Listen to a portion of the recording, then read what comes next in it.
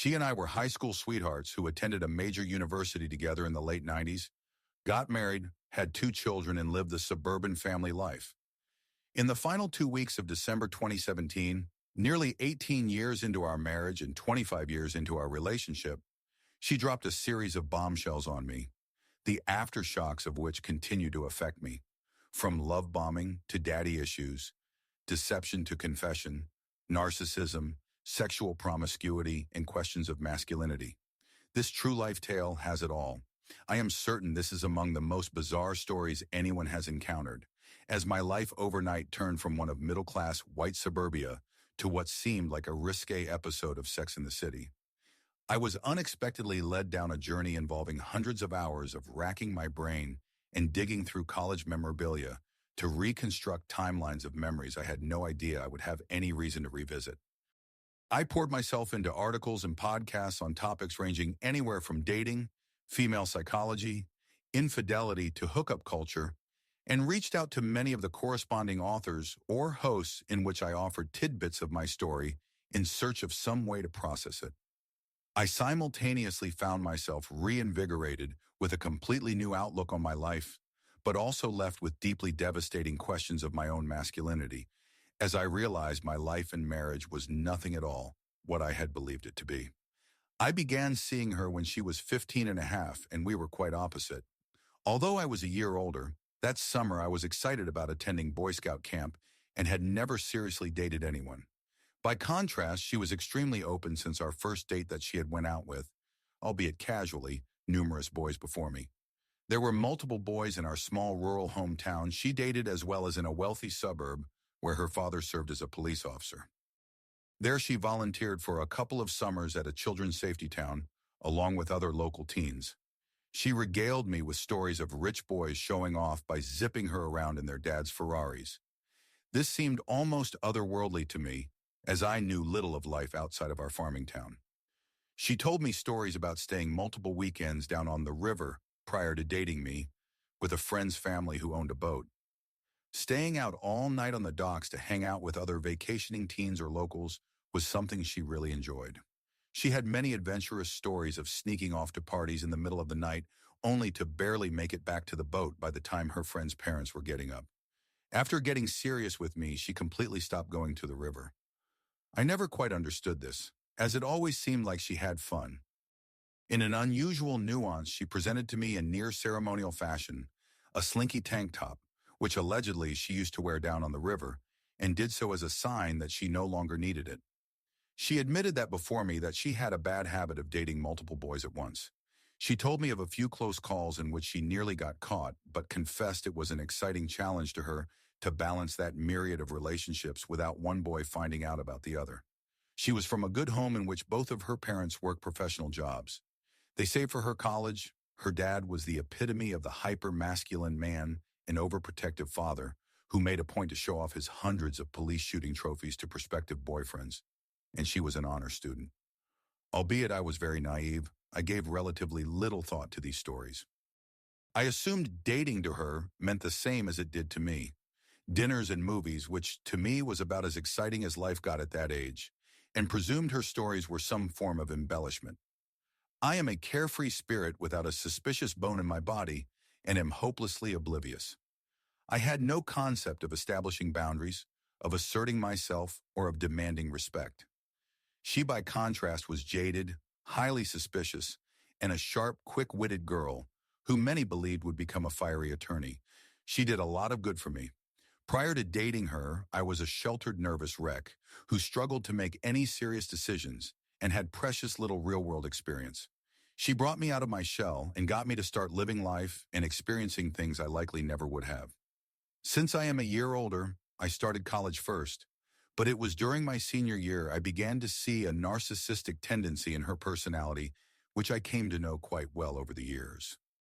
Her parents worked very hard and sacrificed a lot by making their entire lives since she was born all about providing for her. She was the daughter who could do no wrong. The problem was that they talked about their sacrifices her entire life and inundated her, along with everyone they knew, of everything they did for her. Over the years that went to her head, She entered her late childhood, early adulthood years subconsciously expecting the same sacrifices out of other people, namely me. In her mind, it was an expectation that I was just supposed to know that I should delay starting college until she graduated high school. She was offended to her core that I was even thinking of applying for college, not to mention the fact that I did so. She made my senior year all about her being left behind, and in no way about me graduating or of any opportunities it might create. She spent the last half of my senior year, and especially the corresponding summer, hurling nonstop accusations at me that I was going to forget about her, find someone else, or cheat on her. At just 17 years old, she conjured up some seriously wild assertions. These ranged anywhere from her imagining college girls throwing themselves at me on my first day, to accusing me that I was going to cheat on her with every girl I met, to envisioning me attending sex parties where I would have sex with multiple girls in a single night. By her insistence, I got her a small diamond promise ring before leaving for college, called her every day, worked a job in the chow hall to pay for my phone bill, and faithfully took a charter bus home every other weekend all year to visit her. I participated in absolutely zero hookups, never so much as even heard of such a thing as a sex party, and she joined me at college the following year. She was highly successful and even had the honor as a speaker at her own graduation of several thousand students. During her student career, she held multiple university-appointed positions. In that capacity, she worked and traveled for the university with multiple guys, but I knew each of them, and some of them well. She could be smothering, so I looked forward to a little free time to myself to go camping with my cousins when she traveled, and I thought nothing of it. After marriage and kids, our sex life became non-existent for a decade. Her narcissism, which I first saw in high school, was on full display throughout those years. She insisted I immediately become a hyper-masculine provider who worked 2 or 3 simultaneous jobs while attaining multiple promotions and raises to completely provide the stay-at-home mom life she demanded. The fact that I was never able to accomplish this certainly played a role in her losing all interest in me. She often used the word yuck at the idea of sex. I went through years of wholesale neglect while working multiple jobs at her demand. This, along with a major issue involving our 14-year-old daughter coming to a head, resulted in a crisis in our marriage in which she experienced nothing short of a mental breakdown in December 2017. During the final 2 weeks of the year, she freely of her own accord, without any coaxing from me, as I had no reason to even ask, began telling me about an entire life of hers that I knew absolutely nothing about. To be certain, she had a long history of spinning exaggerated tales of grandeur about her jobs and other experiences, in which she would retell a story she had simply heard about, but do so in the first person, as if she was the central actor in the drama. This, however, was something entirely different. That December, it was as if she was in a trance, with her confessions free of any embellishments, glorifications, absurd twists, or emotional outbursts.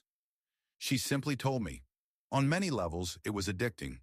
For 20 years, she always had to be right, always had to win every disagreement, always had to be better than me, and her career and/or studies always took precedent over mine. In those 2 weeks of December, our relationship flipped on its head. First, she was insatiable with sex. She craved me like never before, offered anything I wanted, anywhere and any time, while performing acts on me I had never experienced. Simultaneously, she was throwing herself at my mercy, admitting for no particular reason some of the most egregious things a wife could tell her husband, begging forgiveness, heaping praise upon me about how much better of a person I was than her, and groveling about how she didn't deserve me. Up until that moment, I had always believed, albeit I had never given it that much thought, that I was the only person she had ever been with. This was certainly reinforced by the fact that we never had sex until marriage, and she barricaded herself in our apartment bedroom on our wedding night in a full panic. That December, she confessed to having become sexually active beginning at age 14. The multiple guys she had enjoyed the challenge of dating at once in early high school were all sexual in some way. Funning around with rich boys in their fancy cars always involved sexual favors in return. The trips to the river on summer weekends were of the same nature, and that the slinky tank top she gave me had been her hookup attire. She told me that in case I still had it, I should burn it. She attributed a lot of this behavior to daddy issues, which I knew next to nothing about. Her dad had worked 3 simultaneous jobs at the police department throughout her childhood, and she barely ever saw him. When he was around, he was always tired yet had endless expectations of her. While to everyone else, she was the daughter who could do no wrong. Privately, he never let her believe he was impressed by or satisfied with any of her accomplishments. As an early teen, she developed a craving for male attention and found an endless well of it through sexual favors. Simultaneously, since her dad was also the epitome of the overprotective father, she developed an unhealthy relationship with masculinity, which ended up deeply affecting my life. For her, the sexiest man was the one who had the guts to defy her father, not obey him. Since his rules without question was that no boy was ever going to disrespect, threaten, or especially put his hands on his daughter, she subconsciously enjoyed provoking and antagonizing boys to test their boundaries. Those who would assert their masculinity or dominance and demand sexual favors in return for whatever attention they would offer were highly likely to receive it. Among her most thrilling experiences were with the rich boys from the wealthy suburb, who her father especially despised. They were each entitled and arrogant, which was the complete antithesis of him. In defiance of her father, many would take her out for joy rides in their sports cars, even when he forbade it. This thrill resulted in her giving a plethora of hand and blowjobs on lunch breaks from Safety Town. Some performed even as the boy drove her through town.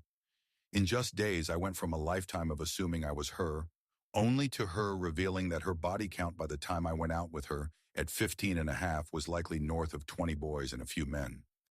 She also admitted that it was her own behavior, which had been the primary driver behind all the accusations she made at me, that I was going to cheat on her upon arriving at college, because that was exactly what she would have done had our ages been reversed.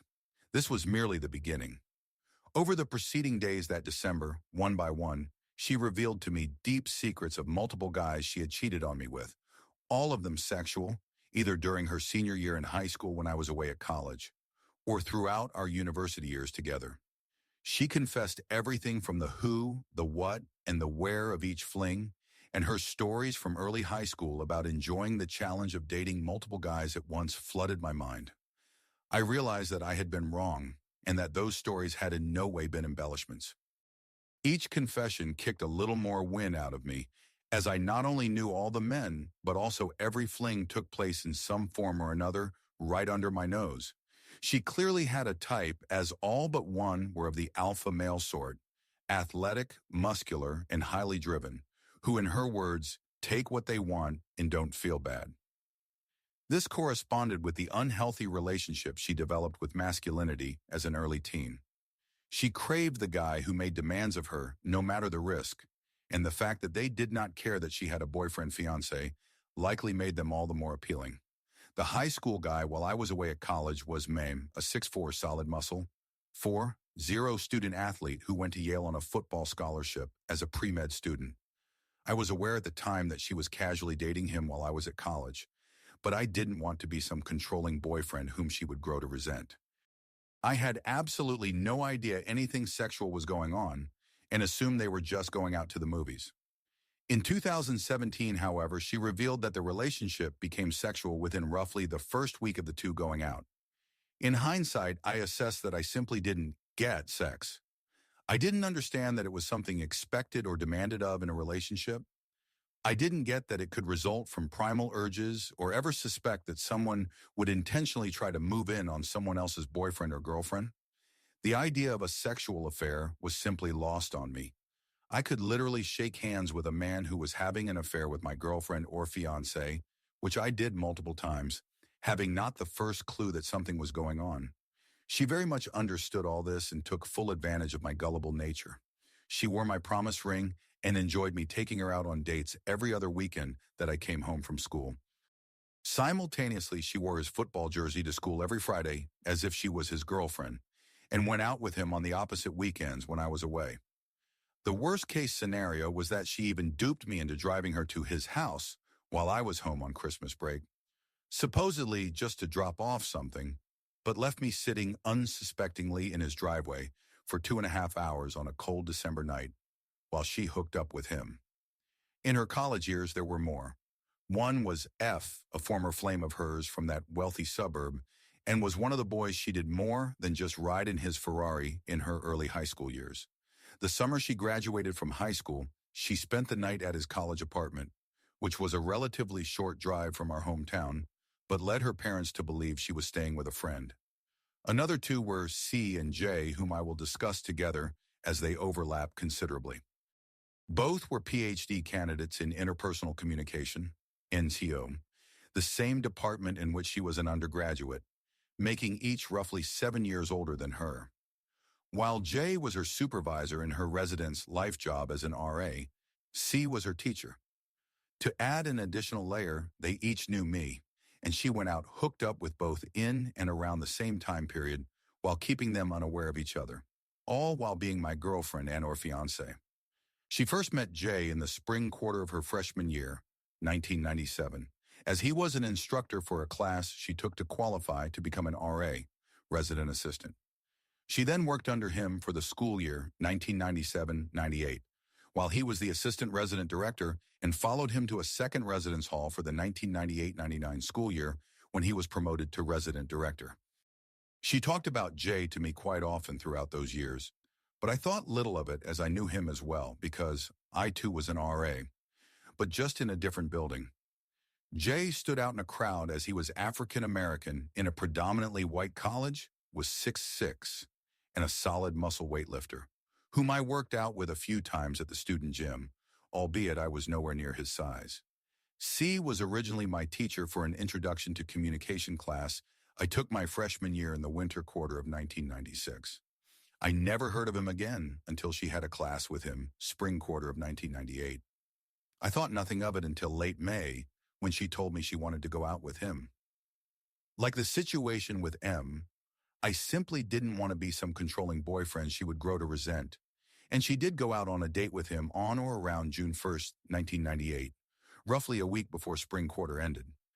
She and I went home for summer break, but the following school year of 1998-99 proved even more complicated.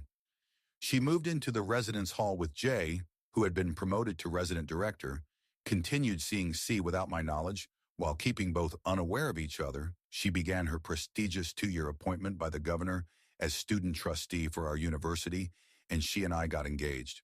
Her sexual hookups with Jay might have begun in the 1997-98 year, while he was her assistant resident director, but they did by her confession for sure occur during that 1998-99 year.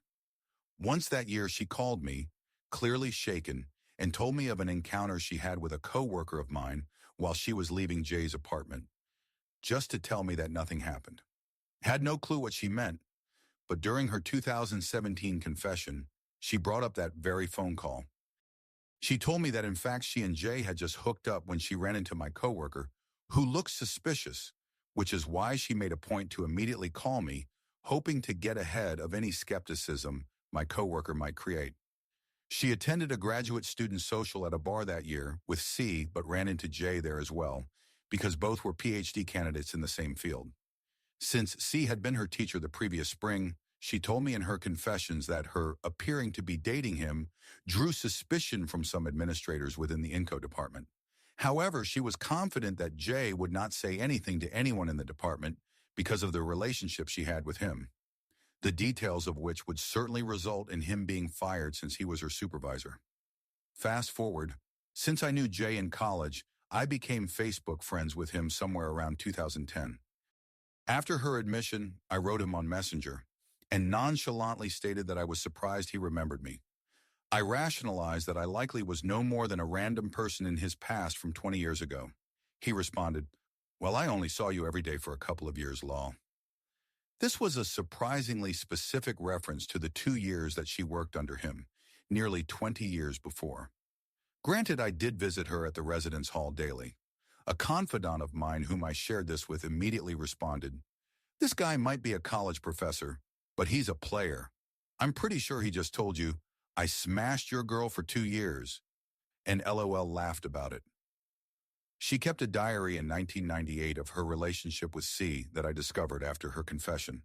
This proved enormously helpful in piecing together how this relationship unfolded, especially considering that C was the most unusual of her affairs as he is the one that did not fit the alpha male stereotype.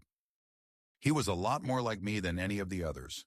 He did not exude confidence, was a little on the geeky side, and in her own words was indecisive, which was not a quality she found attractive in a hookup relationship. She originally had a crush on C as her teacher, but was flattered to learn that he too was interested in her. This is what led her to originally tell me she wanted to try dating him.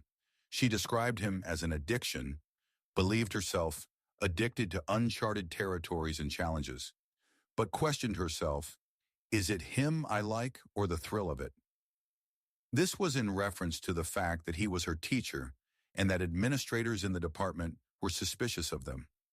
She did admit, though, that while a discovery of their relationship might be damaging to her student career, it would be more so to him. She invited C in the spring of 1999 to go with her and I and a few other friends to the premiere of Star Wars Episode 1, which he did. Even though she had gone out on a date with C once to my knowledge the previous June, I thought nothing of him tagging along with us to the movie, as I had really liked him as a teacher back my freshman year. Both J and C earned their PhDs in the spring and left our university. She went home for the summer, but I stayed in college to catch up on some classes as I changed my major late in my college career.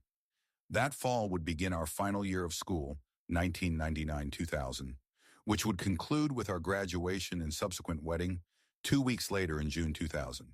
Possibly since Jay left campus or because she was burned out of working in residence life, she was not an RA her senior year, and for the first time moved off campus into an apartment.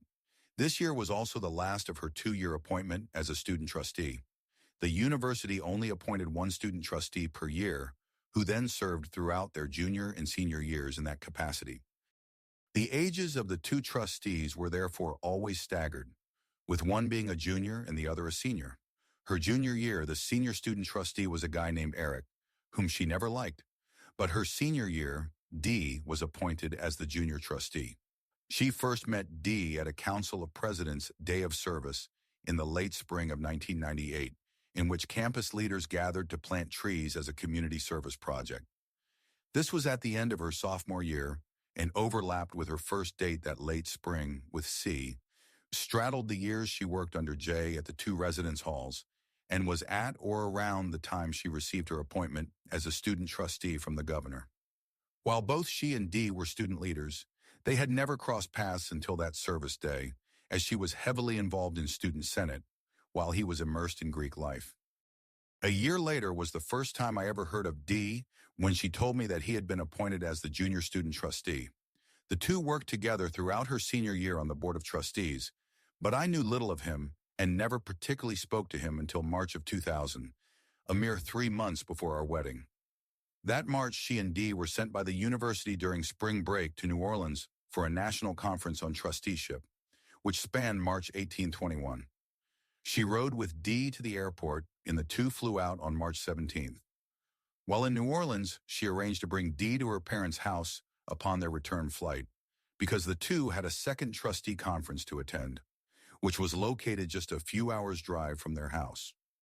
The return flight arrived at 7:21 p.m. on March 21st, and she rode with him to her parents' house, where he stayed and slept on the couch for the nights of the 21st and 22nd, as they did not head out for the second conference until the morning of the 23rd.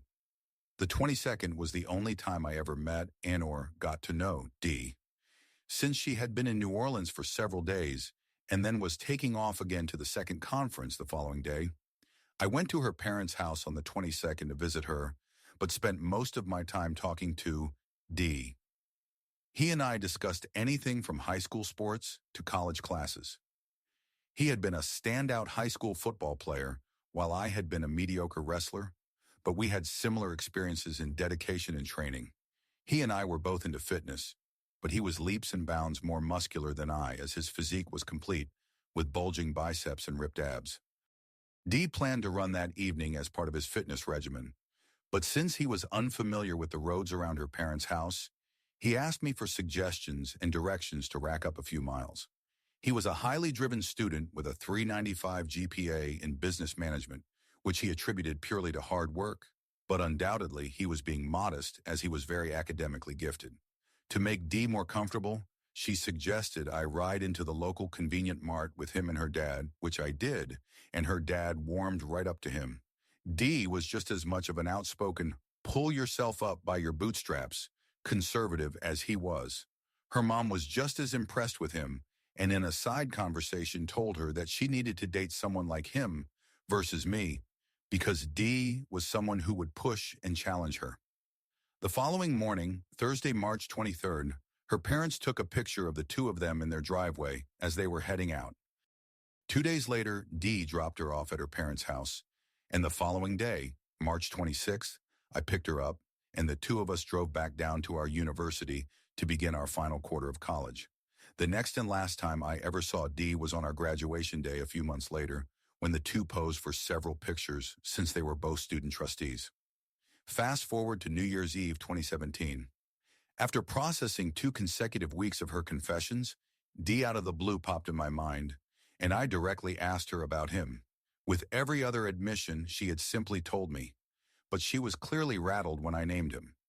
This was the only exception during those weeks, as she had no intention of telling me about him, and her knee-jerk reaction was a flat denial and a statement of no, he would never do that.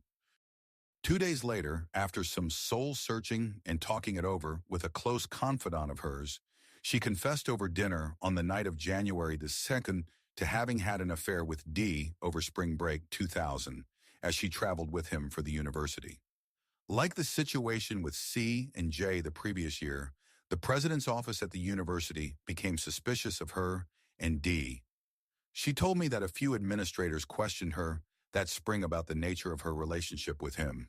Additionally, she was confronted by a fraternity brother of Dee's who accused her of messing with his head and insisted she leave him alone if she wasn't going to date him. She first hooked up with him in the bathroom of the airplane on March 17th as they traveled to New Orleans. This led to her arranging to bring him to her parents' house for the road trip to the next trustee conference later in the week.